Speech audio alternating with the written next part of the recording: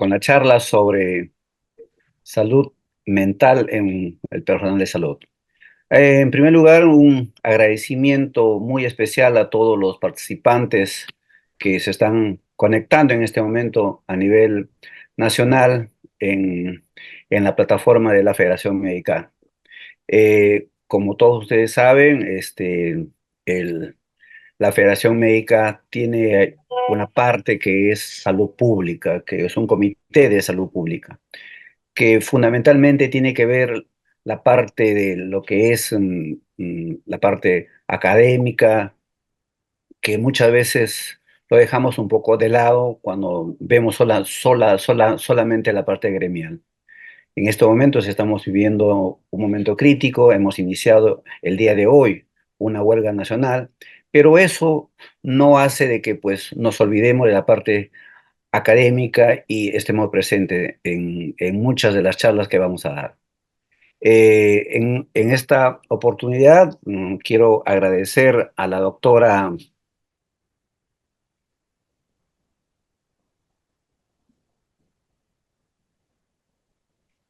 Indira Díaz. Ella es médico con especialista en medicina familiar y labora en un centro de salud mental. Ella en un centro comunitario y está en cercanía permanente con los médicos internos, con los médicos serumistas y también con los médicos especialistas que están en el primer nivel de atención. Esto es importante porque nosotros a veces, por el estrés mismo que tenemos, tanto en la vida universitaria como en la vida laboral, nos enfrentamos a muchos pacientes, a las realidades que tenemos ellos y a veces no sabemos manejar nuestras emociones. Entonces, qué mejor ella que nos va a hacer conocer todo lo que se vive en el primer nivel de atención. Simultáneamente quiero agradecer y también felicitar a un amigo que trabaja aquí en el Hospital Cayetano Heredia, el doctor David Tomateo. Él es médico psiquiatra. Además de ser médico psiquiatra, es médico internista. Es una persona muy bien preparada y nos va a también disertar sobre todo lo que es la salud mental en los trabajadores de salud. Él recibe diariamente en la consulta, tanto pública como también privada, creo yo, a muchos médicos internos, residentes, asistentes ya, y no solamente médicos, sino a todo el personal de salud. Hay mucho personal de salud que a veces no logramos entender. Entonces, con ustedes yo lo dejo. Quien va moderar esta sesión es el doctor Paul Larrea, médico de la ciudad de Lambayeque. Él ha sido dos veces presidente de la Federación Médica de la región Lambayeque. Entonces, lo dejo en las palabras al doctor Paul Larrea. Estimado Paul, el micrófono es tuyo. Gracias, doctor Danilo Salazar. Buenas noches. Bueno, nuestro paz presidente de Federación Médica Peruana, como bien lo menciona, dentro de las actividades del Comité de Salud Pública que usted preside, hemos creído por conveniente en esta oportunidad tocar un tema de actualidad, un tema importante, lo hemos querido titular Salud Mental en el Personal de Salud, abordaje comunitario y abordaje hospitalario. Hace poco tuvimos la efemérides del Día de la Salud Mental en el mes de octubre. Aprovecho la oportunidad con la presencia del doctor Tomateo, que el día de ayer fue Día de la Psiquiatría Peruana, para extenderle nuestro saludo afectuoso también. Y bueno, en realidad bastante complacidos de que un tema que de repente se está postergando, como el de la salud mental, no se esté abordando de repente de una manera correcta. Vamos hoy día a tocar el abordaje tanto hospitalario como comunitario. Creemos que el personal de salud es una pieza importante en el sistema y ofrecer salud sin tenerla creo que es un tema bastante complicado. Nos decía un especialista en salud mental, si es molestoso trabajar con fiebre y es molestoso trabajar con la presión alta, también es muy molestoso trabajar con ansiedad y seguramente con depresión y con otros problemas de salud mental. Vamos a comenzar nuestra exposición. Quiero presentarles a la doctora Indira Díaz Grande, que trabaja en el Centro de Salud Mental Comunitario de Pixi, acá en Lambayeque. Ella es especialista, como bien lo mencionó el doctor Danilo Salazar, en medicina familiar y comunitaria. Y vamos a empezar esta actividad del Día de la Salud Mental en el personal de salud, tocando el tema del abordaje comunitario. Al final de la exposición, seguramente, o en el intermedio, pueden estar haciendo sus preguntas que serán seguramente contestadas al final de la exposición. Sin más ni más, adelante, doctora Indira Díaz, que tenga usted muy buenas noches. El saludo de la Federación Médica Peruana y a todos los presentes, el saludo respectivo. Muy buenas noches, doctor Paul, doctor Danilo, todos los colegas presentes. El día de hoy les voy a hablar de un tema muy importante, como ya lo mencionaron mis predecesores, la salud mental, desde un abordaje del primer nivel de atención. Como sabemos un poquito, recalcar los problemas que se manejan desde el primer nivel de atención, hay evidencia de que se pueden tratar mucho mejor a que esperemos que lleguen a un nivel ya hospitalario. En breves momentos voy a presentar mis diapositivas.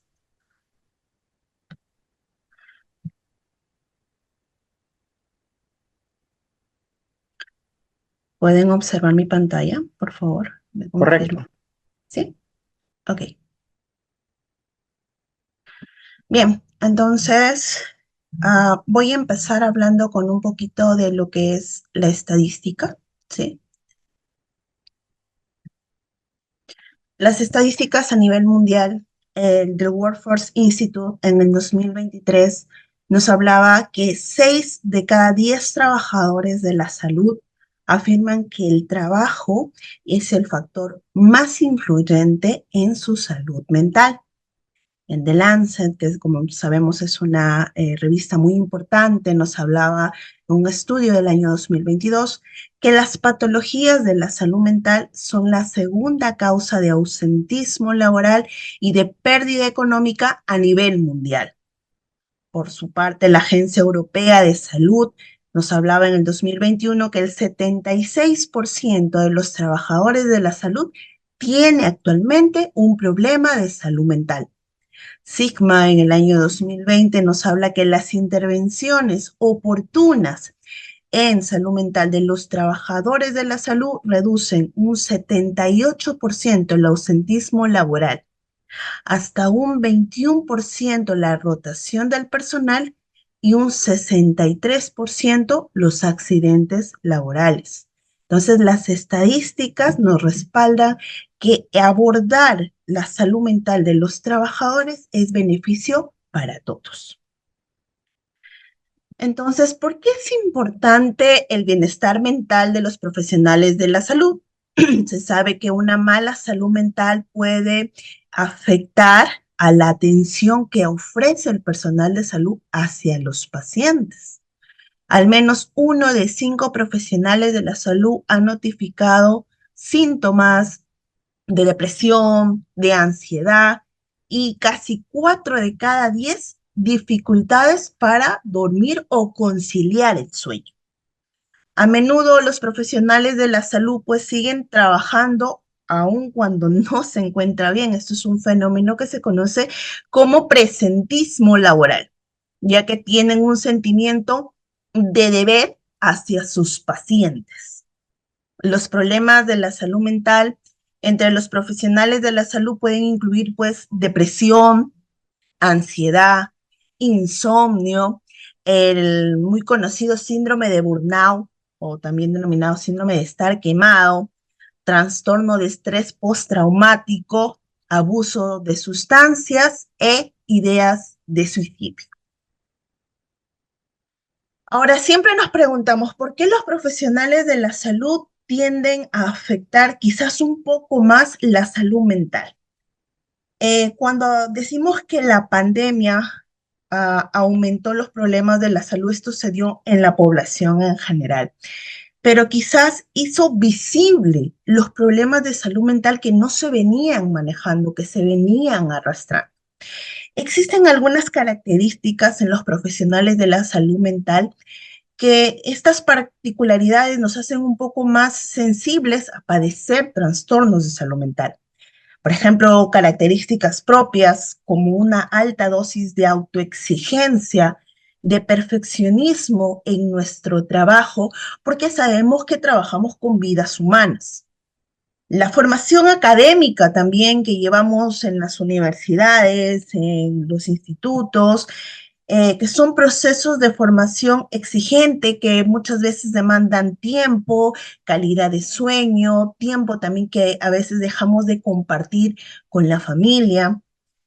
Ya cuando terminamos esta etapa y pasamos a lo que es el ejercicio profesional, nos encontramos pues con condiciones laborales que no siempre son favorables.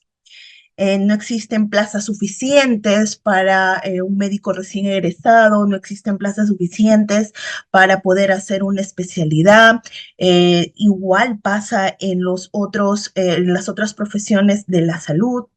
Tenemos también una sobrecarga laboral. Esto habla acerca de que la oferta de servicios no puede equiparar a la demanda que nos da la salud, ¿no? Y los resultados que no siempre son esperados dependiendo de cada actividad que nosotros realicemos. A ello lleva también la vida privada de cada profesional de la salud. Tenemos poco tiempo para compartir con la familia. Sabemos pues que la familia es un núcleo sanador.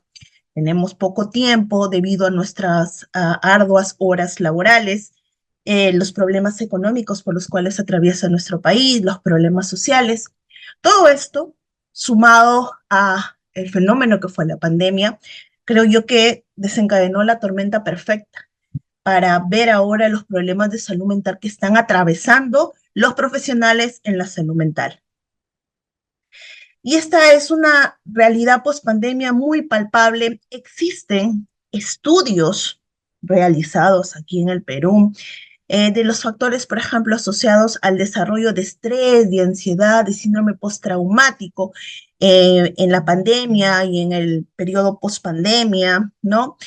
Pero lamentablemente todavía no se ha podido hacer un conjunto para sacar una información. ¿Cuál es la totalidad de los profesionales de la salud mental que están padeciendo actualmente problemas, ¿no? Problemas de salud mental?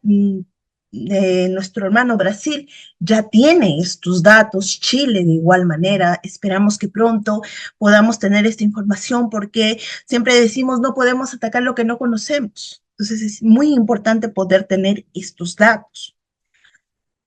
¿Cuáles son las patologías que más aumentaron los profesionales del sector salud según algunos estudios que se realizaron? Bueno, pues se tienen los trastornos afectivos, la depresión, ansiedad dentro de todas sus formas, ya sea una ansiedad generalizada, un trastorno del pánico, una fobia social.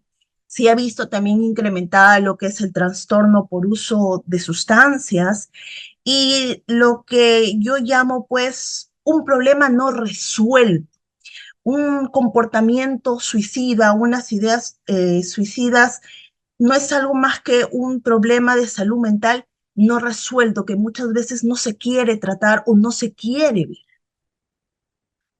Ahora, algo muy importante y algo también que se está dando en los profesionales de la salud es el síndrome de burnout. Sé que muchos de nosotros ya lo hemos escuchado. Es literalmente quemarse, ¿no? Quemarse mentalmente, pero relacionado al estrés laboral. El estrés es un fenómeno normal en la vida diaria, pero cuando este estrés no tiene las suficientes capacidades, estrategias para ser manejado y se cronifica relacionado con el trabajo, nosotros vamos a tener este síndrome de burnout, ¿no?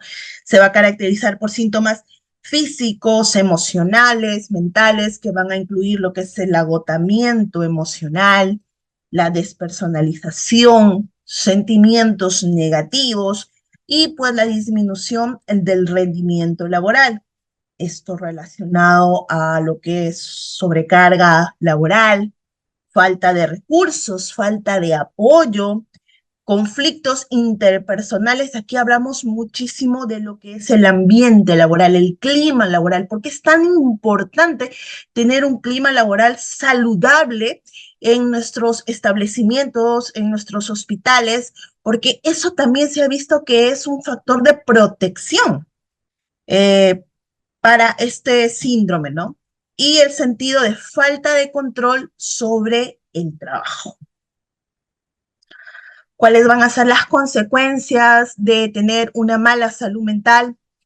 Bueno, alteraciones en la calidad de atención que va a recibir el paciente, ¿no? Una mala salud mental nos lleva pues a dar una calidad de atención que no va a ser la óptima. Puede alejar también al profesional de la salud de su papel de cuidador, aumentando así la brecha que existe entre la oferta y la demanda de servicios. Aumenta también el riesgo de morbimortalidad en los trabajadores de la salud. Se tiene pues que los trabajadores que presenten un estrés permanente durante 5 años de su vida durante unos 15 años de su vida van a reducir 5 años, ¿sí? 5 años en su vida y pueden sufrir un 40% más de enfermedades cardiovasculares. Lamentablemente tenemos más estresores como por ejemplo la violencia. La violencia hacia el profesional de salud que lamentablemente la mayoría de nosotros lo ha vivido, ya sea de los familiares, ya sea del propio sistema de salud o el paciente, ¿no? Y ya se tiene documentado pues que la amenaza de violencia es el tipo de comportamiento ofensivo más frecuente. Las víctimas de violencia tienen más probabilidades de tener síntomas depresivos y también se ha visto pues que los profesionales de la salud que han sufrido la violencia tienen hasta 5 veces más la posibilidad de sufrir un burnout. Dentro de estos profesionales pues se encuentran en su gran porcentaje los médicos y las enfermeras. La estigmatización de la salud mental. Um, Más de una vez creo yo también nos ha pasado de que decimos, bueno, el paciente esquizofrénico, el paciente con depresión, si nosotros lo vivimos hacia nuestros pacientes, cómo se pueden referir hacia los pacientes, más vergüenza tiene el profesional de salud de decir, yo me siento mal, yo tengo depresión, yo tengo ansiedad, porque están con el estigma de que, ¿qué van a decir? Que no estoy capacitado para poder atender, quizás me van a botar del trabajo. Y entonces por miedo muchas veces callamos. También la falta de evaluaciones por parte de los empleadores. Dentro de las normativas legales dice que el empleador tiene que cuidar, ¿no?, de su empleado. Dentro de los exámenes médico-ocupacionales que realizan generalmente son exámenes físicos, pero ¿y la salud mental? No podemos esperar que solamente evaluar la parte física y descuidar la parte mental, porque mi trabajador no va a ir bien.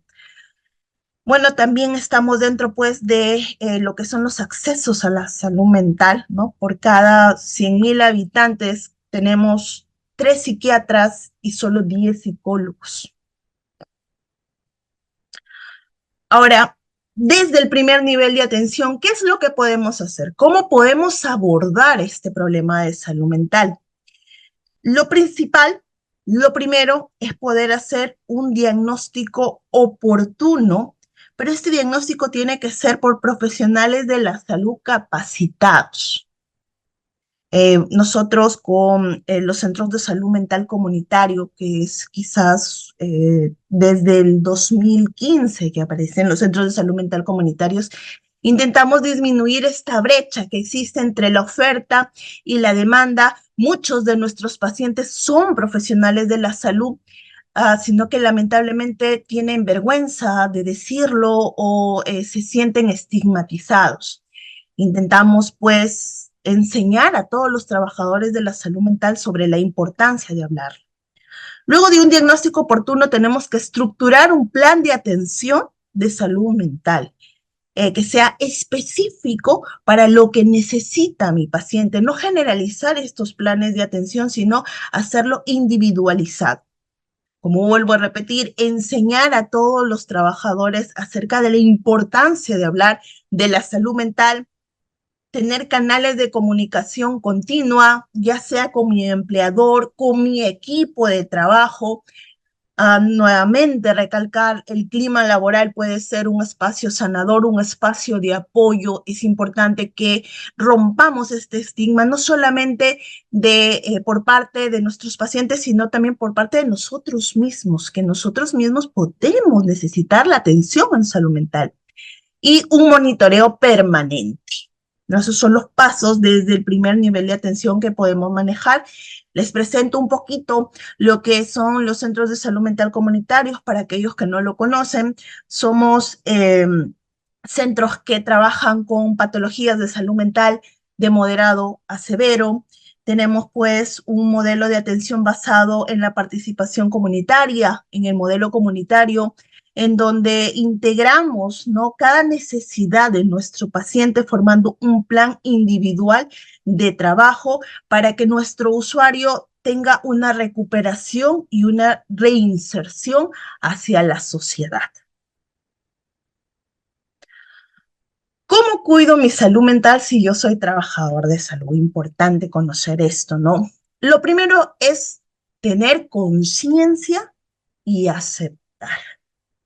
Muchas veces nosotros mismos empezamos con la autonegación, ¿no? No puede ser que yo tenga depresión, no puede ser que yo tenga ansiedad, quizás solamente estoy cansado, no he dormido bien, no he comido bien, y muchas veces nos negamos a aceptar, pero tenemos que recordar que para poder cuidar, tenemos que empezar cuidándonos a nosotros mismos, reconocer nuestra humanidad y aceptar que tenemos vulnerabilidad por el trabajo que realizamos. Nuestro trabajo es bastante pesado, trabajamos con personas con vidas humanas y esa responsabilidad es lo que nos lleva a ser un poco más vulnerables. Buscar ayuda, evitar, como ya les decía, la autonegación.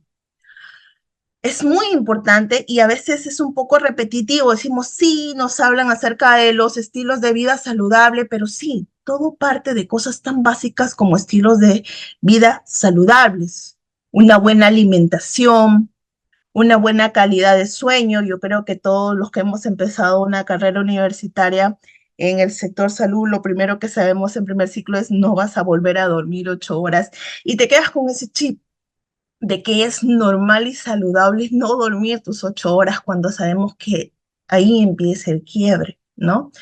Tenemos que aprender a tener tiempo libre para nosotros y tiempo libre para nuestra familia. La familia es muy importante, es un ente sanador, es un ente de apoyo que es muy necesario en la época en la que estamos viviendo. Ahora, si buscas ayuda, si ya reconociste que tienes algún síntoma, si ya buscaste ayuda y el profesional, tu amigo, ya sea psicólogo, ya sea psiquiatra, te dice, mira, tienes que tomar este medicamento tanto tiempo, o tienes que hacer ejercicio, o tienes que comer bien. Y a veces decimos, bueno, yo al mes de tomar ya el medicamento, de hacer tal cosa, ya me siento bien, ya no lo necesito, y no lo cumplimos. Y ese es uno de los peores errores que podemos hacer, abandonar el tratamiento, un tratamiento incompleto. Sé que lo hemos escuchado, pero dicen, no hay peor paciente que el profesional de la salud. Justamente porque nosotros decimos, ya estoy bien, ya no lo necesito. Y caemos en un error. Otras medidas ya un poquito más hacia nuestros empleadores, hacia el sistema de salud, es ofrecer unas buenas condiciones laborales, producir, implementar y comunicar un plan de salud mental específico en cada lugar de trabajo. Y esto tiene que ser socializado con todos los trabajadores. ¿Cuáles son las estrategias que se van a llevar a cabo durante todo el año para cuidar nuestra salud mental? Reconocer que la evitación es un síntoma central en el problema. Nuevamente les repito, si nosotros podemos quizás ver el problema que tenemos, el síntoma que tenemos, buscar ayuda y poder solucionarlo, no dejar que pase a mayores. Garantizar la prevención de enfermedades, la asistencia temprana y las intervenciones que estén disponibles para los profesionales de la salud. Los empleadores tienen que brindar facilidades en cuanto a horarios de trabajo, a formas de trabajo, a crear buenos climas laborales para sus empleados. Bien, eso es lo que voy a hablar el día de hoy. Espero que haya sido de su agrado esta pequeña exposición y estaré atenta a sus preguntas. Gracias, doctora Indira. En realidad bastante ilustrativa su exposición. Efectivamente, la OMS ha advertido que hacia el 2030 los problemas de salud mental serán el principal problema de salud pública en el mundo. Entonces creo que estamos frente a un reto, frente a un problema que necesita un abordaje integral tanto para el usuario externo como para el usuario interno. Entonces creo que nos ha dado algunos temas. Yo, mientras el auditorio va formulando algunas inquietudes, nos decía usted que parte de lo que se puede planear es tener evaluaciones periódicas en el personal de salud. Se podrían hacer a través de tamizaje, seguramente, a través de pruebas de tamizaje, cuestionarios, se necesitan interconsultas también. ¿Qué nos puede decir al respecto? Claro, desde el primer nivel de atención podríamos realizar estos tests, ¿no? Para poder quizás diagnosticar de manera oportuna y dar un tratamiento oportuno a los primeros síntomas que se puedan presentar en los trabajadores de la salud. Podemos también empezar con lo que son las psicoterapias. En cuanto a los centros de salud mental comunitarios, cuentan generalmente con médicos psiquiatras, entonces se podría empezar un tratamiento de forma oportuna. Tenemos también la ventaja de las teleconsultas que se pueden realizar. El Instituto Nacional de Salud Mental nos apoya bastante también a primer nivel de atención con lo que son pues las consultas, no solamente de nuestra población en general, sino también de los trabajadores de salud. Bien, eh, este abordaje requiere, digamos, en el tema comunitario una complementariedad, porque la mayor parte de centros de salud mental comunitario, creo que todos están ubicados en MINSA, ¿no es cierto? Y la mayor parte de trabajadores de salud nos atendemos en e-salud, donde no hay establecimientos como centros de salud mentales comunitarios. Se requiere entonces una complementariedad en la atención, y si bien es cierto, los centros de salud mental comunitario no se niegan a atender pacientes de salud, creo que también se podría enfocar, ya que en los años venideros se vienen las redes integradas de salud con una mirada de modelo de cuidado integral. En su opinión, ¿cree que también se necesita implementar más centros de salud mental comunitario, seguramente en e-salud? Claro, es importante trabajar en red, ¿no? Como usted menciona, doctor, poder crear alianzas entre las diferentes aseguradoras, entre las diferentes prestaciones de seguros, EPS, en salud, para que esta población pueda ser atendida, ya que se cuenta con los profesionales, pero muchas veces, como usted dice, no es salud, no cuenta con lo que es los modelos de los centros de salud mental comunitarios, pero recordarles de que si brindamos las atenciones, ¿no? Si se hace una referencia oportuna y coordinada, claro que sí, se le brinda las atenciones. Efectivamente. Eh, Debemos, creo, también por el personal de salud en general, entender que, si bien es cierto, los problemas de salud mental existían en el periodo prepandémico, la pandemia, pues, como todo en salud, precipitó y los expuso, pero creemos también que la salud mental necesita otra mirada, otra atención. Creo que necesita inclusive otra abordaje en relación a temas de capacitación. Creo que si hay un tema de repente que el personal de salud, lo digo desde la mirada del primer nivel, desconoce mucho, son los problemas de salud mental.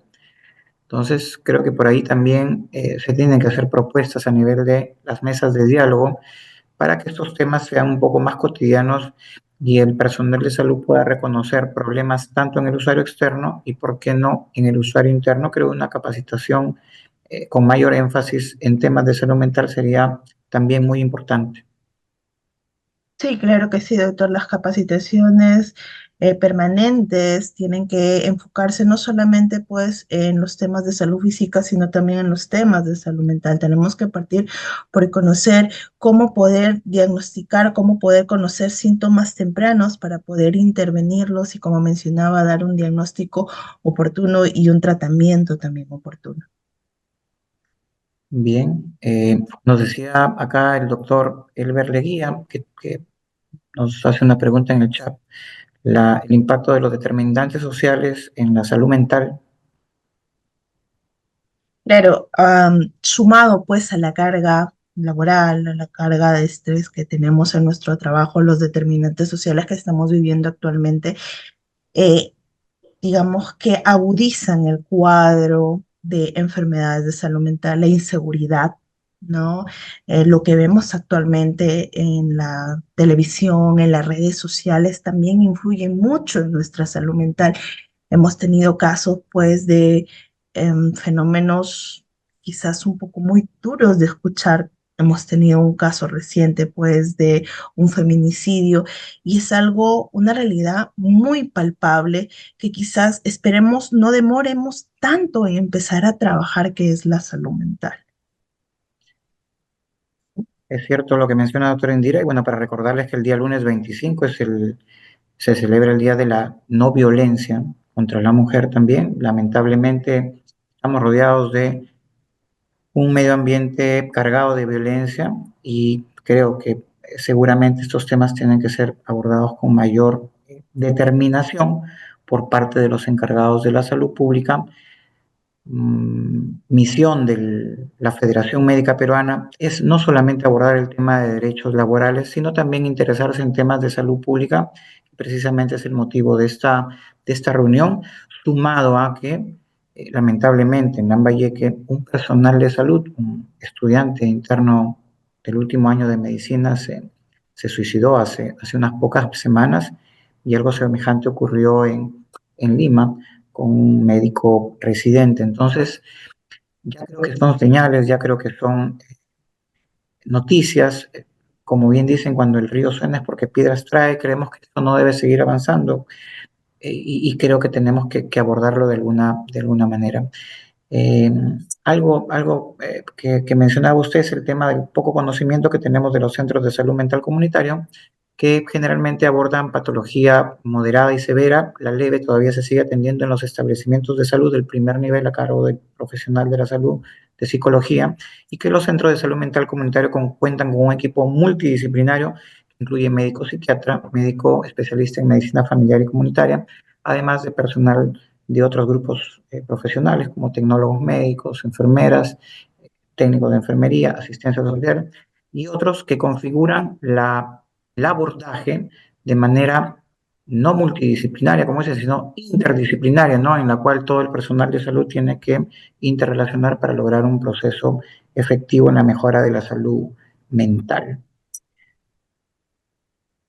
Bien, agradecerle, doctora Indira Díaz Granda, por su excelente disertación y creo que espero nos pueda acompañar todavía para el final de la exposición, de repente eh, finalizar con las conclusiones de esta importante disertación respecto a salud mental en personal de salud, abordaje hospitalario y comunitario.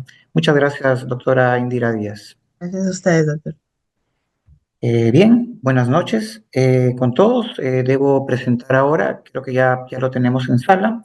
Quiero presentarles al doctor David Tomateo Torbisco. Él es médico psiquiatra del Hospital Nacional Cayetano Heredia y también docente de la Universidad Cayetano Heredia, quien en esta oportunidad nos acompaña en esta disertación, salud mental en el personal de salud, esta vez tocando el enfoque hospitalario. Tenga usted muy buenas noches, doctor Tomateo. Buenas noches, ¿se me escucha bien? ¿Correcto? Puedo compartir, ¿verdad?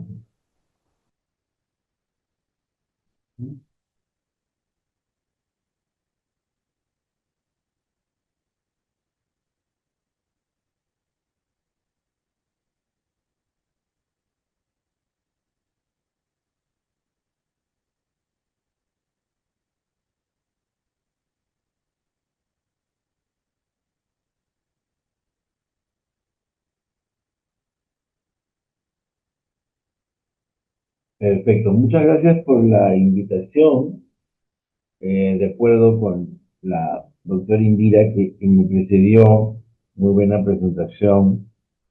em, y creo que ha quedado bastante en claro la importancia de la salud mental en general y sobre todo la que esté dirigida a cuidar la salud mental de los proveedores de salud. Yo voy a centrarme un poquito más en los médicos, un poco mi personal extendido de repente. Em, Voy a adelantarme a pedir disculpas de que los textos, bueno, van a estar en inglés. Los títulos sí los he podido hacer en castellano, pero parece como que por mi salud mental, no me puedo traducir para tener un poquito más de tiempo en leer. Bueno, gracias por la invitación. Como dije, bueno, yo trabajo en el Hospital Cayetano Heredia, en el servicio de psiquiatría.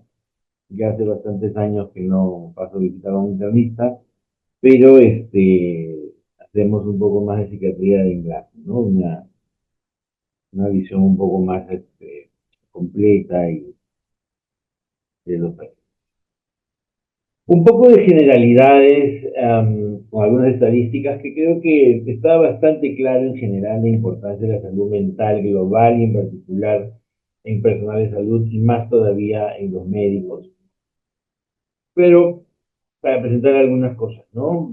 Datos importantes, como podemos tener un promedio de depresión, por ejemplo, entre residentes, alrededor del 29%, comparado con los que no son médicos de un 8%. Y el riesgo de morir por suicidio es el doble en un médico comparado al de la población general.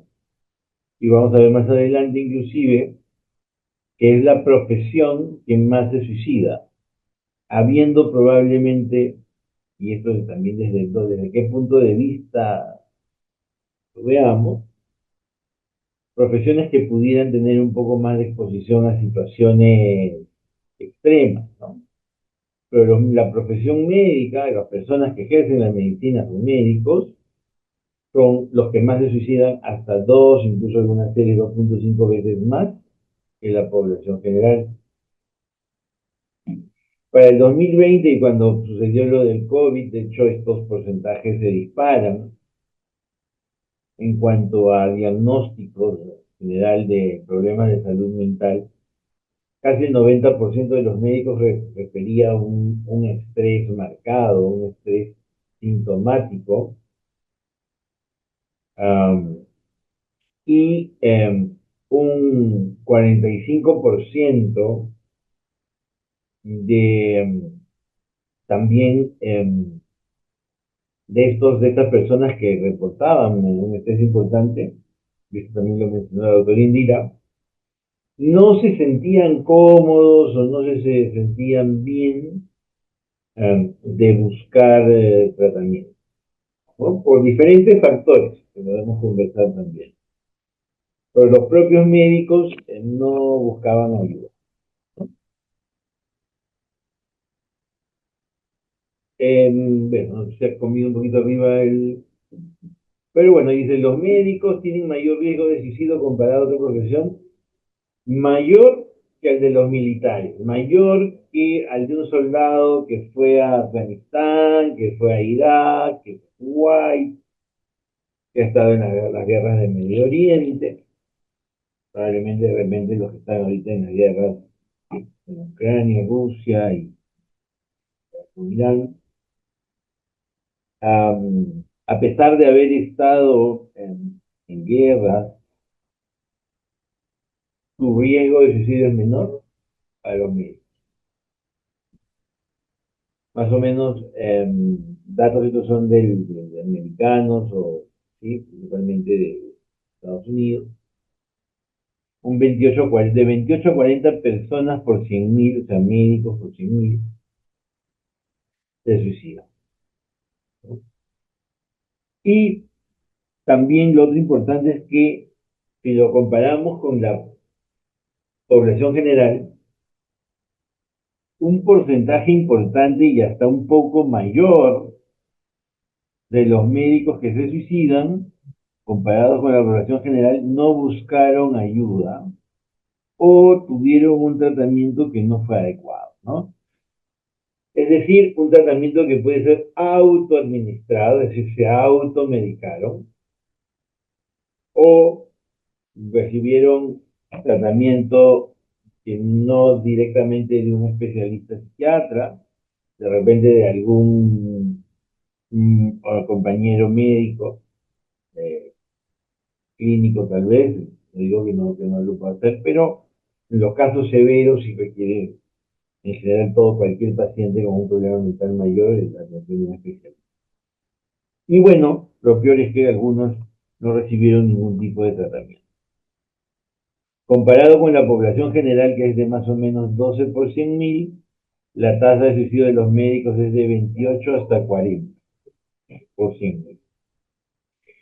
Un dato importante es que las mujeres, si bien cuando comparamos los intentos de suicidio de las médicos, de las médicas, con las mujeres en población general, es mucho menos, o sea, mucho menos mujeres médicos intentan suicidio. Sin embargo, la tasa de éxito de una doctora, una médica, es muchísimo más alta. Y su riesgo supera en 30, 40, hasta 50% al de las mujeres de la población general, ¿no? 25 a 40%, 2.5 a 40 veces más. Y se equipara al riesgo de muerte de los médicos varones.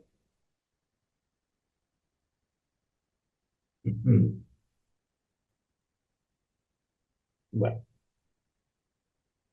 los diagnósticos más frecuentes de lejos, los trastornos del ánimo o del humor, ¿no? Depresión, la ansiedad.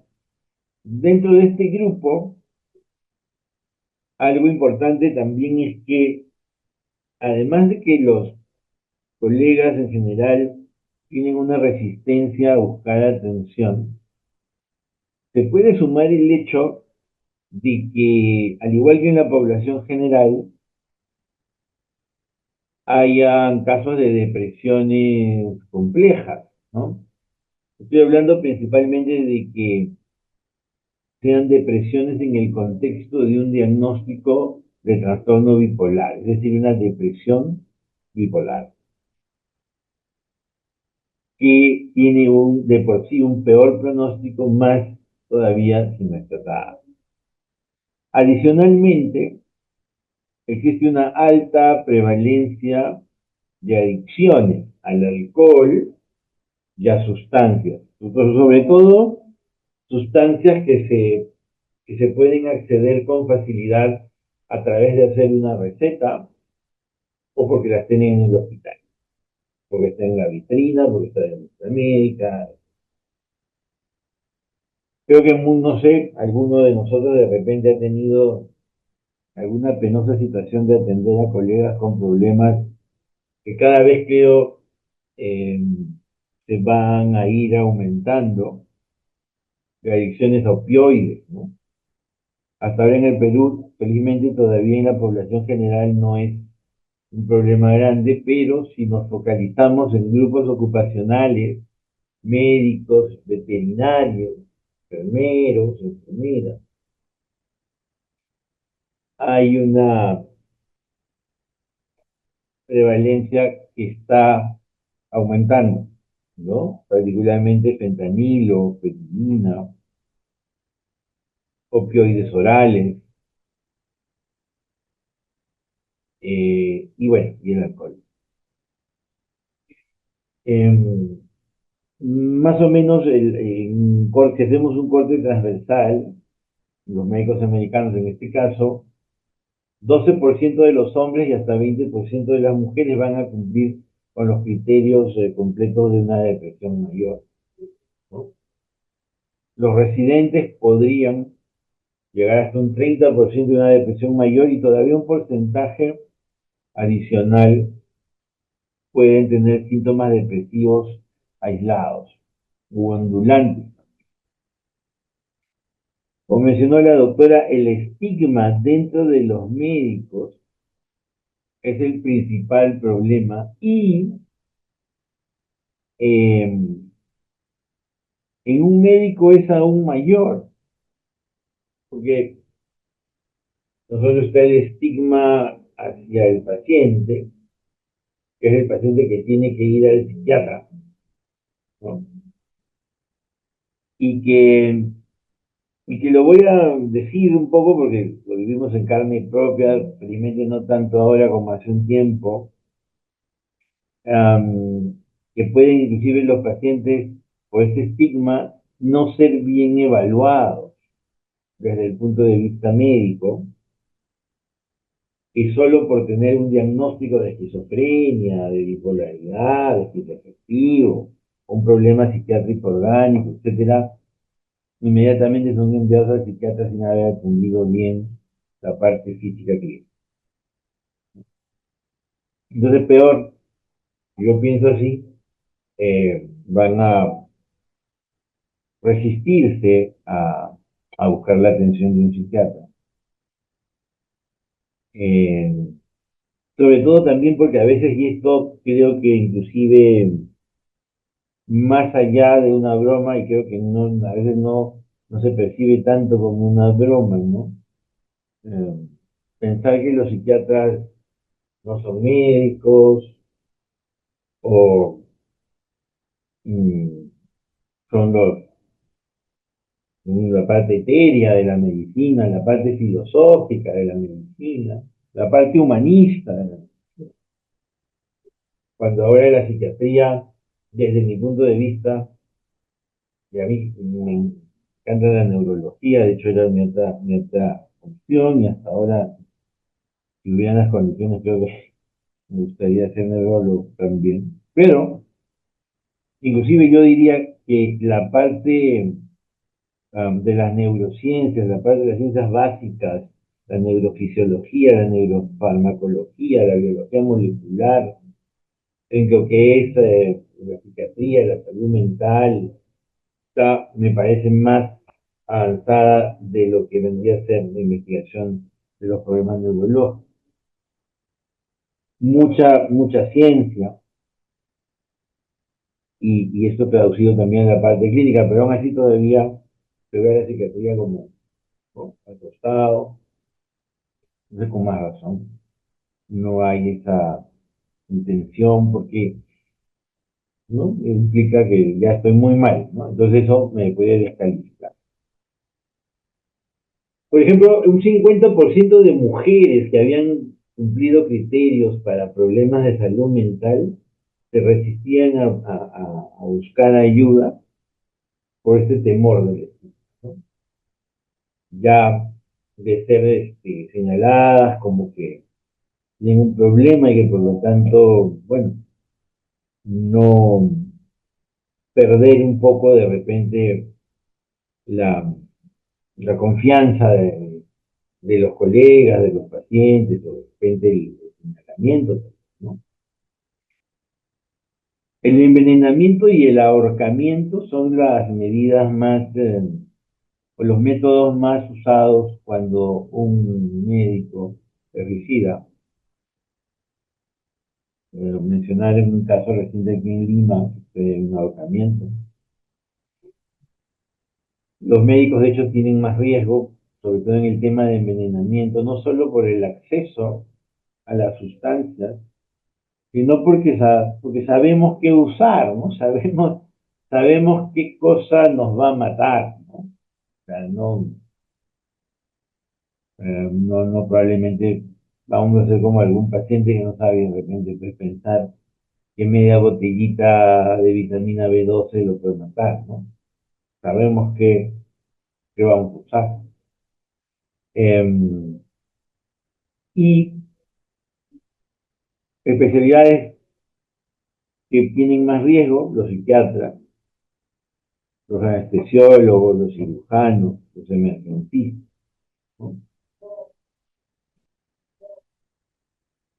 Mm, acá arriba me van a describir un poquito que no sé. Mm, Bueno, mm, ahí igual estaba comparando arriba, no lo iba a leer, está quedado muy arriba comparando también con la población de Estados Unidos, igual las tasas son mucho más altas que cualquier otra profesión, ¿no? En Estados Unidos, al igual que acá, y no sé qué tanto más que acá, pero allá también trabajan más que el promedio de la población americana. 20 a 30 horas más por semana que cualquier otra persona. Estuve hace poco, bueno, la primera mitad del año, unos meses en Barcelona por un tema de estudios y veía cómo a las 4 o 5 de la tarde toda la gente estaba en la calle tomándose un trago, un vinito o comiendo algo y estaban todavía viendo reclamos para trabajar un poco menos. Me daba una sensación entre envidia y también molestia porque decía, pues no se van a trabajar, ¿no? Me parecía raro que todos, ¿no? En este estudio que publica JAMA en el 2015, ¿no? Todos de estos médicos que se llegaban a suicidar, menos de una tercera parte había buscado ayuda de parte de un profesional de salud mental en el año anterior. Todo el año anterior estuvo solo, no buscó ayuda profesional. Se estima que en Estados Unidos, por ejemplo, hay un déficit de médicos de hasta de 124.000, hasta que eso es lo que va a ser todavía para el 2024 y que ahorita ese número todavía es mayor. Un factor importante de riesgo es el abuso de sustancias, como dije, pueden ser fármacos, sobre todo el tema del alcohol, ¿no? Y que es un problema porque también a veces cuando lo conocemos no lo reportamos. De hecho, sí, no lo reportamos porque podemos perjudicar al colega, pero pueden haber consecuencias importantes para la seguridad del paciente, ¿no? Pueden haber errores médicos, una toma de decisiones equivocadas. Entre nosotros los médicos, ¿qué diagnósticos frecuentes se dan? La ansiedad, la depresión y el burnout. Principalmente el burnout, que es un diagnóstico que está más focalizado al tema del trabajo, tiene que ver con el trabajo, no es algo que tenga la misma intensidad en la casa, perdón, o en otros ambientes sociales, con amigos, ¿no? Pero la ansiedad, la depresión, sí, es algo que se va a dar en todos los escenarios de la vida, ¿no? En este momento. Y como ya sabemos, bueno, estos diagnósticos y en particular el burnout van a disminuir nuestra productividad, nos van a aislar, nos van a hacer sentirnos solos, vamos a faltar más y vamos a tener más conflictos. Tanto como una consecuencia del burnout como que también una causa o un factor de riesgo asociado.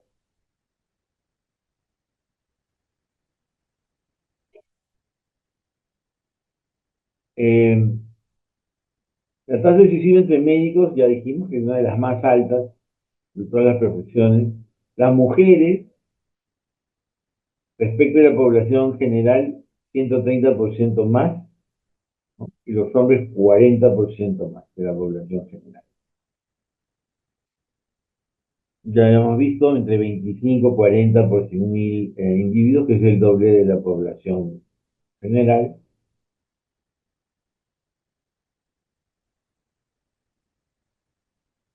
Eh, Antes de hablar de los factores de riesgo general, también creo que, y esto habría que investigarlo y un poco es parte de lo que voy viendo cuando estos últimos años he atendido a colegas residentes, y es donde nosotros como profesores también tenemos que cambiar.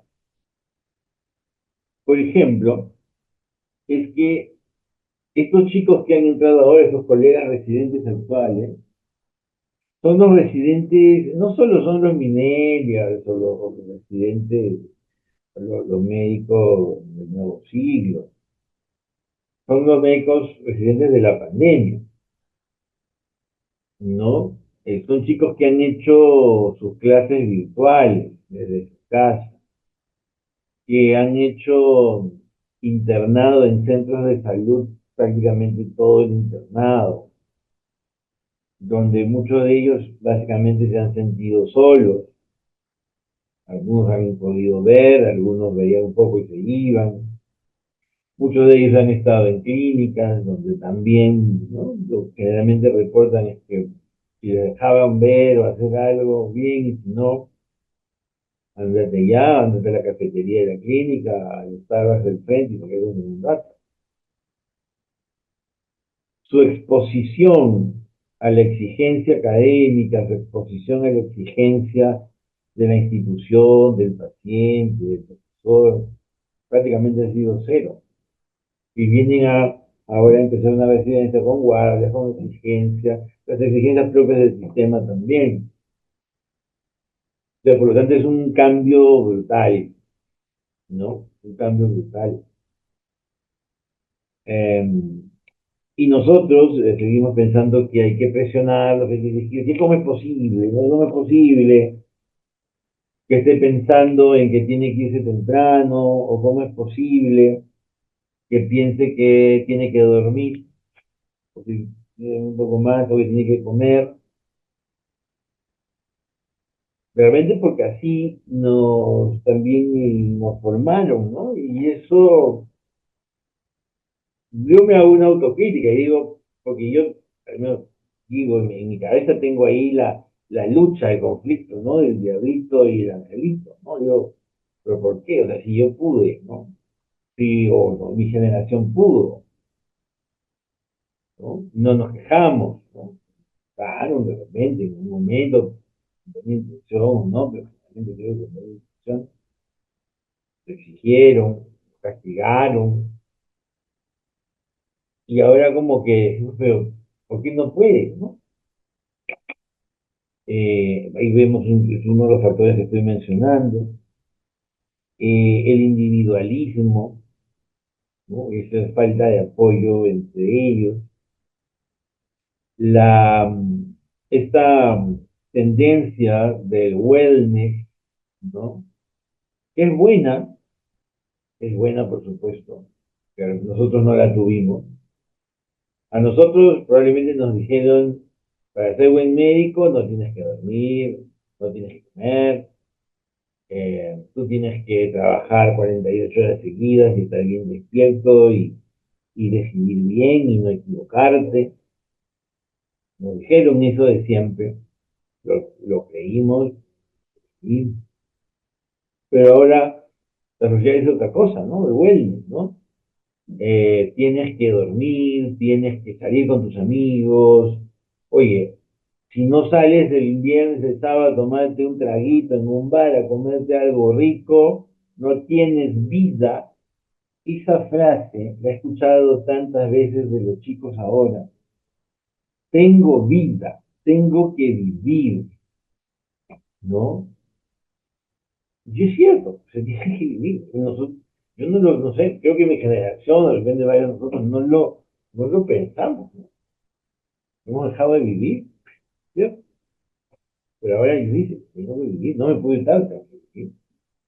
Tengo que ir al gimnasio, tengo que ver con mis amigos, vamos a comer, vamos al cine, los fines de semana hay que ir a la playa, no, y así, ¿no? El concepto de que tenemos que vivir. Y creo que es importante, y es la propia sociedad Y somos nosotros mismos ahora que ya nos vamos dando cuenta de que eso es importante, vivir. Y aquí como dicen, ¿no? En el último párrafo, este shift del work-life balance, ¿no? El balance trabajo-vida, ¿no?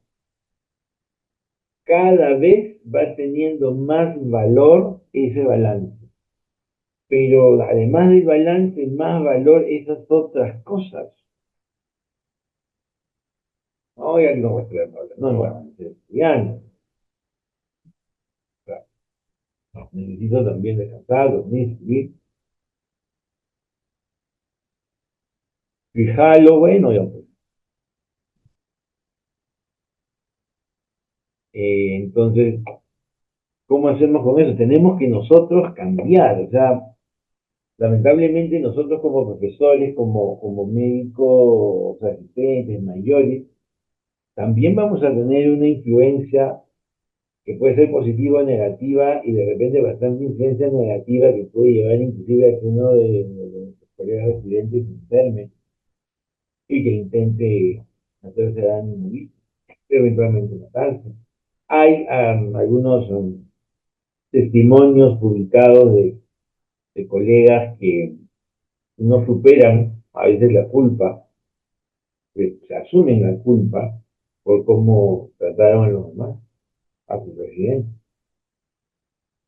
Eh, o eh, también que o no pudieron ayudar, no pudieron escuchar, ¿no? Que pensaban que eso no debe dar, no, nadie se debería deprimir, ¿no? ¿No?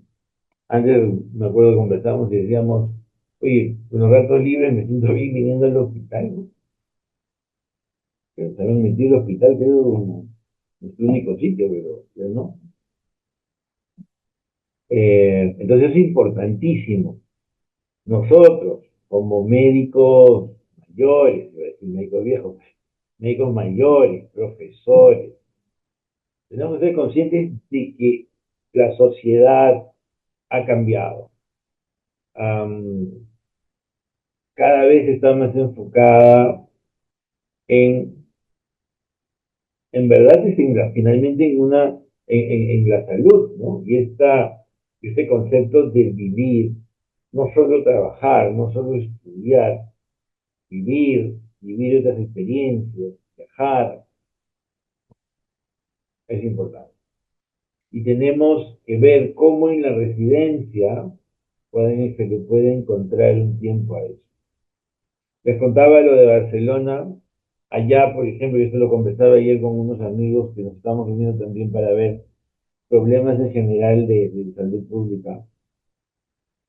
Allá la residencia de psiquiatría era 4 años, ahora la han subido a 5. ¿Por qué? Para que el residente pueda tener tiempo justamente de vivir. El horario allá es de lunes a viernes de 8 a 3:15. Ya hacen 5 años, ¿no? De repente eso compensa que acá son 3, pero entras y no sabes cuándo sales, ¿no? Doctor Tomateo, Entonces, 10 sí, se minutos, acabó tiene 10 ahorita, minutos. faltan solo dos diapositivas, perdón, y termino acá. Factores de riesgo para, aquí, perdón, de riesgo general, era el otro que quería decir, que es la penúltima. Entre nosotros mismos hemos perdido control y hemos perdido autonomía. Cada vez más el sistema administrativo es una carga cada vez más pesada sobre los médicos, punitiva, de vigilancia, lo que sea.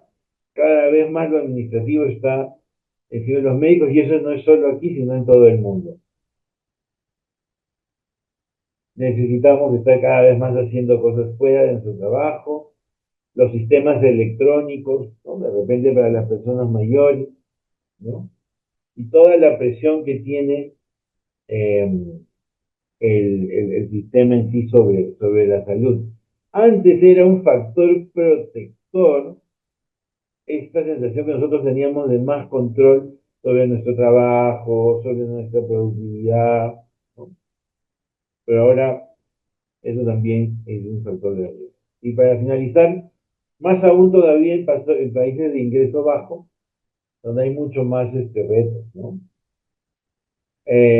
Particularmente para un médico que puede influir menos personal, que te encarguen más cosas, que veas mucho más pacientes, que te encarguen cosas que de repente atender, digamos, pacientes más complejos, no necesariamente de tu especialidad o dentro de tu especialidad, pero de repente no de la complejidad que habitualmente tú ves o otras características, qué sé yo, ¿no? En déficit de personal médico especializado, las condiciones de trabajo, hay una decepción, una frustración de que no puedas ejercer al máximo tus conocimientos, que no puedas ayudar al máximo, que no tengas las oportunidades de crecimiento adecuadas, que tú no puedas desarrollar bien tu carrera, que hayan diferencias de ingresos entre colegas de la misma especialidad o de instituciones, ¿no?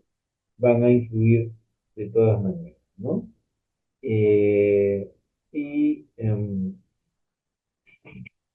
no, perdón. Pero espera, para acabar, el estigma. Esto es un tema importantísimo sobre lo que se tiene que trabajar en los médicos. Probablemente creo que hasta los médicos pueden ser tan o más, o tener más estigma que la población general, ¿no?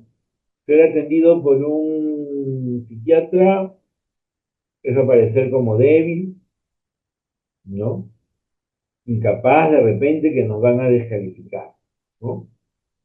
Y lo que muestran las experiencias de muchos colegas que han terminado llevando un adecuado tratamiento y terapia es que en verdad el abrirse, el ser sincero, el hablar con normalidad de que pudo haber sido haber ido a un psiquiatra o que está en psicoterapia o que en un almuerzo saca sus antidepresivos y los toma, tiene una influencia muy, muy positiva sobre los demás y en particular sobre sus residentes o sus colegas más jóvenes. Porque es el ejemplo que enseña a buscar ayuda, o saber buscar ayuda, ¿no? El buscar ayuda nos convierte en mejores médicos y como ya dijo también la doctora al inicio, ¿no? Ayudarnos nos enseña más y nos hace todavía mucho más capaces y mejores para ayudar, ¿no? El estigma, como dice ahí, cuesta vida, ¿no? Y eh, compartir, y esto los médicos no están libres de tener traumas y demás, compartir esto con personal entrenado, con psiquiatras, con psicoterapeutas, nos salva y nos ayuda a salvar, ¿no? Muchísimas gracias y discúlpenme si me olvidé. Ah, el último, solo lo dejo ahí, un tema de cómo podemos, dónde tenemos que hacer unos cambios en la escuela médica, en la universidad, promover el desarrollo en los alumnos de estrategias de afrontamiento y hay que normalizar la búsqueda de ayuda. Necesito ayuda psicológica, psiquiátrica, no me siento bien, y normalizarlo, eliminar el estigma. A nivel del hospital, reducir la carga administrativa, devolvernos un poco de autonomía, hacer que estemos seguros, ¿no? Mejorar nuestras condiciones cuando podamos irnos del hospital, reducir las horas de trabajo y las guardias también. O sea, conversaba luego con un colega cirujano y decía, pero ¿por qué cada tercer día guardia? ¿No? Hay que ver la forma, creo que sea un poquito más largo, sin que se pierda la oportunidad operatoria. Hay que tratar de buscar soluciones. Mejorar ese balance trabajo-vida, ¿no? Que los residentes sí pues vivan también, porque eso es importante, ¿no? De repente no lo tuvimos, pero es importante. Y reforzarlo. A nivel de los colegas y los reguladores externos, implementar todas las intervenciones con evidencia y que han ayudado, seleccionar bien a los profesionales, seleccionar bien a aquellos que van a ser coordinadores, supervisores, tutores, ¿no? Que no tengan este estigma, que vean el tema de la salud mental como algo importante y algo que se habla con normalidad. A nivel de los médicos jóvenes, entrenarlos bien nuevamente en estas estrategias de abordaje, que tengan un acceso a terapia y al servicio especializado. Los médicos mayores, reforzar a través de actividades cada cierto tiempo estas estrategias y asegurarnos también de que los que van a ser coordinadores, como dije, tengan entrenamiento también en salud mental o tipo de educación. Y para los médicos, en algún momento también nos estaremos retirando, ¿no? Asegurar, prepararnos para la jubilación. La jubilación es uno de los eventos más duros, más estresantes, además de perder una esposa o un familiar muy cercano, probablemente es el tercero más importante que afecta a nuestra salud mental y tenemos que también preparar, ¿no? Y a esos médicos mayores que están alrededor de la jubilación, ofrecerles de repente otras alternativas de trabajo que puedan disminuir un poco la carga, como enseñar, ¿no? Entrenar, enseñar, ¿no? Y muchas gracias, discúlpenme por favor si me seguí, pero es un tema interesante. Muchas gracias, doctor Jorge Tomateo, por su brillante exposición. Y bueno, acá hay algunas preguntas que se las transmito del auditorio. Dice, buenas noches, doctor Jorge. ¿Se debe el incremento de casos de suicidios actualmente en el ámbito profesional médico cuando antes la formación médica era más exigente que ahora los estudiantes eran sometidos a un mayor estrés laboral? Sí, era justo lo que mencionaba, ¿no? Uno dice, ¿qué está pasando? Y en mi época, ¿no? Nos decían, no es ningún secreto, en una guardia nos decían, no, el externo no come, no duerme y es el último que va al comedor y hay un cartón y ahí puedes dormir en el cartón. Sí, es que yo creo que los mensajes que recibimos fueron diferentes, ¿no? Tanto en la universidad, tanto la sociedad y nuestro entorno nos decía, oye, tú vas a ser médico, bueno, es duro, pues, ¿no? Es castrense, ¿no? Es duro. Hay castigo, tienes que soportar, ¿no? Ya lo habíamos normalizado, estábamos como de alguna manera preparados, sabíamos a dónde íbamos, ¿no? Este concepto que mencioné de vivir, no lo teníamos, ¿no? O sea, ya era, no, tu vida va a ser el hospital, ¿no? Olvídate de si te gustaba tocar un instrumento, te gustaba viajar, ¿no? Todos esos años y tu residencia, vas a vivir en el hospital, ¿no? Esos conceptos han cambiado. Entonces ahora viene la frustración de que la medicina no es mi vida, pues, ¿no? O sea, ese es el concepto de la medicina no es toda mi vida, en todo caso. ¿Dónde quedan mis amigos, mi familia, que yo quiero hacer otras cosas, yo quiero viajar, yo quiero aprender un idioma, quiero aprender otra cosa, ¿no? Ujú. Pero como lo menciona usted bien, doctor Tomateo, creo que modernizar los conceptos han cambiado, eso es innegable, indetenible. Hacíamos también, nos dedicamos un poco a la docencia y cuando llegan los alumnos, sean internos o estudiantes, pues les lanzamos la pregunta de rigor, ¿no? ¿Por qué estudian medicina en este caso? Sé que hay otros profesionales de la salud y antes la respuesta mayoritaria, unánime era por vocación y hoy día las respuestas pueden hasta sorprendernos, ¿no? Normalmente no es la respuesta mayoritaria, inclusive por vocación. Hay otras expectativas en relación a el interés por las profesiones, tanto como médica como de personal de salud, pasando obviamente por los temas económicos, por estabilidad, por prestigio y otras que podían sorprender, pero como bien dice usted, los conceptos han cambiado. Yo tenía una pregunta.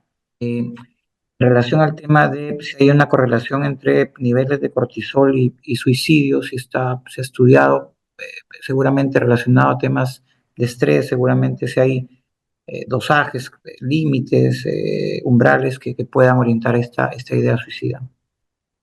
O sea, en general, El cortisol es una hormona bastante lábil al estrés. De hecho, casi un 50% de los pacientes con depresión pueden tener niveles de cortisol en un nivel superior normal, un poco más alto. Pueden tener un test de supresión de cortisol con dexametasona anormal, ¿no? O sea, no se suprime la liberación de cortisol. Particularmente con el suicidio, no hay datos concluyentes, ¿no? Hay más estudios acerca de metabolitos de neurotransmisores en el líquido cefalorraquídeo, pero que también todavía no son concluyentes. Pero de hecho, en general en la depresión sí se eleva el cortisol y se altera la secreción del cortisol de tal manera que se hace mucho más autónoma y no se detiene incluso con la aplicación de un corticoide exógeno como la dexametasona, ¿no? Hay alteraciones, pero particularmente que sea un predictor de suicidio, no, no está demostrado. Ok, en relación al incremento de la incidencia de trastornos de salud mental, incluidos el suicidio, ¿hay un grupo etario mayoritario o, como dicen acá en la pregunta, alguna generación, la X, la Y, la Z, que se asocien más a tasas de suicidio?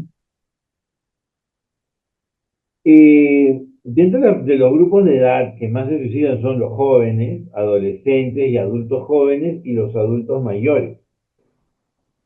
Entre ellos dos, de repente en los adultos eh, y adultos que sin embargo todavía no son adultos mayores, aquellos que puedan tener problemas médicos importantes, tienen un riesgo más alto. En general, aquellos que tengan historia familiar de suicidio, aquellos que tengan depresiones de tipo bipolar, van a tener también más riesgo. Pero hablando de grupos etarios, siguen siendo los extremos, ¿no? Adultos mayores, adolescentes, adultos jóvenes, ¿no? Eh, no, no, creo que no tendría que ver con esto el tipo de generación, ¿no? Creo que el término de cristal está referido un poco no sé si es un término más técnico o un poco despectivo, ¿no? Al hecho de ser los intocables, porque si no se rompen, porque si no ya o se quejan o ya no pueden, ¿no? Creo que va más por ahí. Pero también tiene que ver nuevamente con la sociedad, porque la sociedad le dice, tú tienes derecho a, ¿no? Si viene ¿no? Ministerio de Trabajo, te dice, tú te tienes que ir, si tu horario termina a las 3:15, pues a las 3:15 te tienes que ir, así, cosas de ese tipo, ¿no? La sociedad le dice eso, ¿no? O que ahora, lo cual creo que sí está bien, de repente pueden haber unos excesos, pero los comentarios a veces relacionados sexistas o de género, ¿no? Que hacen que uno se cuide mucho más también de algo que pueda comentar, pero son cosas que no son propiamente de ellos, ¿no? Es la sociedad. Nosotros, que venimos de otra sociedad, de otra generación, le hemos puesto el nombre de Israel, ¿no? Nosotros no nos ofendíamos con eso, ¿no? Nos reíamos. Ellos, ¿no? Ellos se ofenden, porque a ellos se les ha enseñado que eso es ofensivo.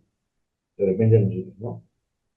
Los eventos suicidas generalmente están asociados, bueno, son subsiguientes a un episodio depresivo importante. ¿Alguna correlación entre el tiempo de inicio del diagnóstico de la depresión y un probable evento suicida a largo? ¿Son eventos a corto, mediano, largo plazo? Ya. No, tampoco hay una asociación entre el tiempo en depresión y el intento de suicidio, ¿no? De hecho, lo que está asociado sería una depresión severa, actual, independientemente de que sea crónica o subaguda o aguda, o un nuevo episodio, o un tercer episodio. Lo importante es la severidad ahorita, la historia familiar, la genética del suicidio, el tipo de depresión, una depresión psicótica, una depresión bipolar, ¿no? Y algunas cosas contextuales, como vimos en la exposición, de que tienen que ver con el soporte, ¿no? Soporte familiar, amical, y el acceso también a los medios, ¿no? Más o menos letales, ¿no? Eso es lo que aumenta el riesgo, más que el tiempo de enfermedad. Eh, y bueno, en salud pública mucho manejamos el tema de tiempos, de protocolos y muchas de las estrategias sanitarias. Al personal de salud, ¿cada qué tiempo se le podría recomendar una evaluación en temas de salud mental? Tampoco así, a menos que yo conozca que haya un protocolo para el personal, entre comillas, sano, eh, pero creo que en la evaluación anual, el personal de salud, ¿no? En particular los médicos,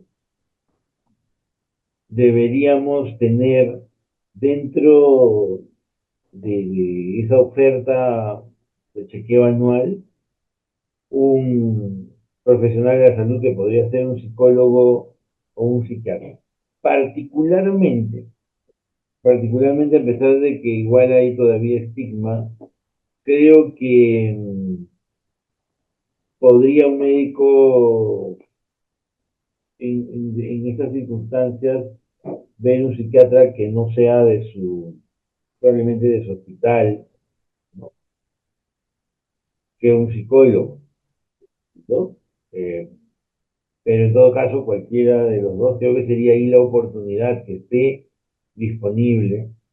Y como digo, en la medida que normalicemos la, la búsqueda de ayuda cuando hay un problema de salud mental y que normalicemos la atención en general de salud mental, creo que creo que va a haber más posibilidad de que tomemos esa oferta, ¿no? De que tomemos esa oportunidad de consulta como para conversar un rato y de acuerdo a lo que conversemos, de repente decir, de repente yo me siento bien, pero de repente luego de conversar, luego de que me apliquen algún instrumento de screening, de repente algo tengo, ¿no? De que haya avancemos hasta ese nivel de normalización, que es a nivel de prevención, ¿no? No cuando tengo un síntoma mental, no de repente, oye, yo me siento bien, pero de repente algo podría tener, ¿no?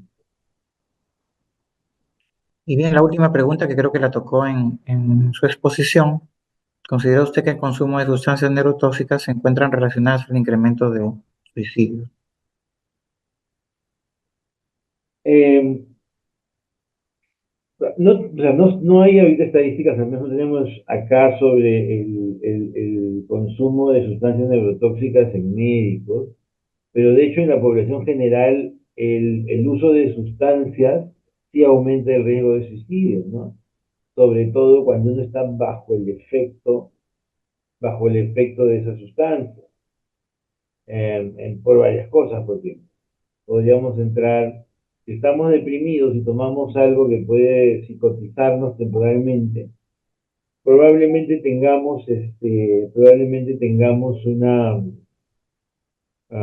nuestras alucinaciones auditivas que nos ordenen matarnos, ¿no? Y a veces si estamos deprimidos pensando en el suicidio y tomamos alcohol, nos envalentonamos para hacerlo, ¿no? El consumo de sustancias, de hecho, se asocia a un aumento de riesgo, ¿no? Más todavía si pueden ser sustancias mucho más tóxicas del sistema nervioso, ¿no? Bien, le agradecemos al doctor Jorge Tomateo por su brillante disertación. Creemos que los problemas de salud mental creo que merecen una mirada y una perspectiva nueva en en una etapa en que la salud pública aparentemente va a presentar algunos cambios con estos nuevos modelos de cuidado integral, en el que la salud mental se avisora como un problema con mucha incidencia seguramente importante no solamente en el Perú, sino a nivel de todo el mundo. Tenemos en sala la presencia de la doctora Ivette Mendoza González, nuestra presidenta de Federación Médica Peruana, a quien invito para que pueda agradecerle a los expositores, a la doctora Indira Díaz Granda y al doctor Jorge Tomateo, por esta brillante disertación, que seguramente también nos tiene algo que informar. Hoy comenzamos una huelga médica. Doctora Ivette Mendoza González, buenas noches. Muy buenas noches, doctor Paul Larrea. Saludar, felicitar la excelente posición de la doctora India Díaz y del doctor Tomateo. Excelente tema por la situación que vivimos en estos tiempos. Yo creo que vale la pena que estos temas se repitan con más frecuencia. Felicitamos a nuestro Comité de Salud Pública, al doctor Danilo Salazar, al doctor Paul Larrea. Estimados colegas, estamos iniciando nuestra huelga nacional indefinida del sector salud y yo creo que paralelamente a ello, a la lucha gremial, está la parte de capacitación que como Federación Médica Peruana, con 77 años de labor institucional gremial, nosotros tenemos que informarles que esta lucha que iniciamos hoy es porque en los años 2002 y 2012, por huelga, conseguimos, entre otras cosas, nuestro ascenso en la carrera por tiempo de servicios al nivel que corresponde. También vemos que la situación del país requiere el incremento del presupuesto mínimamente al 10% del PBI. Con ello, poder atender a nuestros pacientes y, sobre todo, bien, los demás puntos de plataforma. Disculpen la voz. Más bien, excelente posición y dar el saludo para todos. Invitarlos mañana, 10 de la mañana, en el Ministerio de Salud. Siempre de pie, nunca de rodillas. De rodillas. Muchas gracias. Gracias, doctora Ivette Mendoza. Le pido al doctor Jorge Tomateo, a la doctora India Díaz y bueno, y a todos los participantes que puedan encender sus cámaras, los que estén disponibles para la foto final de la exposición.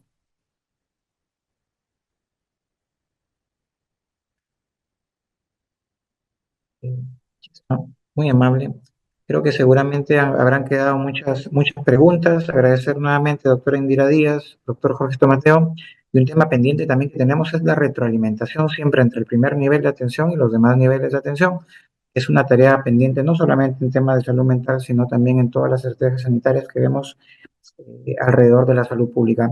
Nuevamente, agradecidos por su tiempo, a todos los participantes, a todos los presentes, también agradecerles su tiempo y el Comité de Salud Pública va a estar permanentemente en contacto con ustedes para tocar más temas de interés en la agenda de la salud pública peruana. Muy buenas noches con todos, gracias por su presencia. Gracias.